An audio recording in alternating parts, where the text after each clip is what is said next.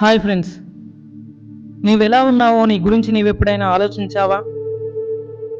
నీ ఆలోచనలో మార్పు రాకపోతే నీవు చేసే పనుల్లో కూడా మార్పు రాదు.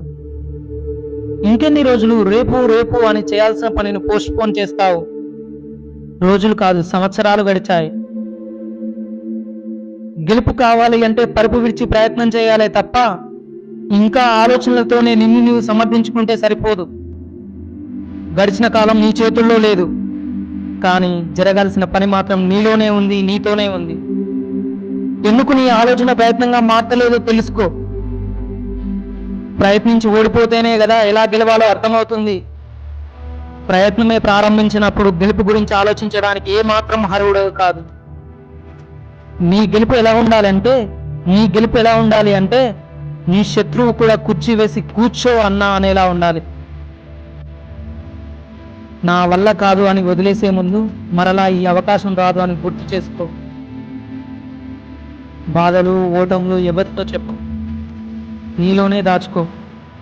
ఈ లోకంలో ఎవ్వరూ నువ్వు ఎదగాలని కోరుకునే వాళ్ళు లేరు. మరి ఇంకెన్ని రోజులు ఇలా ప్రతిరోజు పోరాడు పోరాడు అని ఎవరు చెప్తారు? ఒక్క నీకు నీవు తప్ప. ఎలా తట్టుకుంటున్నావో, ఎలా నెట్టుకొస్తున్నావో నీకు మాత్రమే తెలుసు. ఇప్పుడు వచ్చిన సమస్య అంత పెద్దదేం కాదు, ఇంతకు ముందుకు వచ్చిన వాటికంటే గొప్పదేం కాదు. బలంగా అనుకుంటే సరిపోదు, బలహీనతలను వదిలేస్తేనే బ్రతుకు మారుతుంది.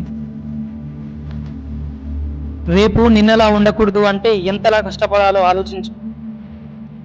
నిలబడడం నేర్చుకో, ఓర్చుకోవడం నేర్చుకో, ఒంటరిగా పోరాడడం నేర్చుకో.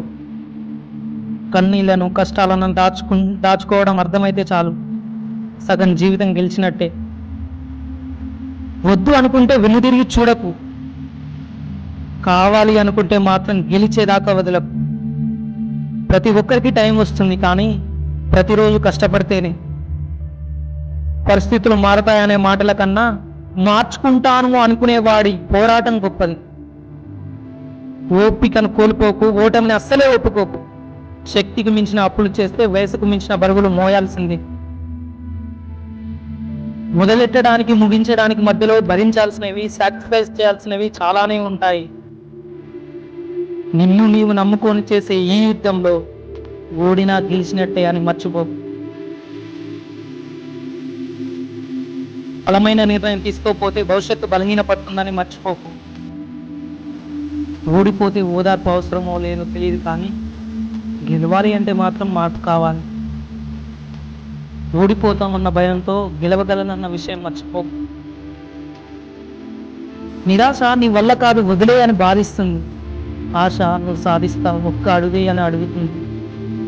ఒక్కటి గుర్తుపెట్టుకో, బద్ధకం వదిలేసిన రోజు నుండి బ్రతకడంలో మార్పు మొదలవుతుంది. ఇప్పటికీ మించిపోయింది ఏదీ లేదు. ఒక్క 6 నెలలు పోరాడు. నువ్వు అనుకున్నది నీ కాళ్ళ దగ్గర పాంచం దొర అని ఉంటుంది. ఇంకెందుకు ఆలస్యం?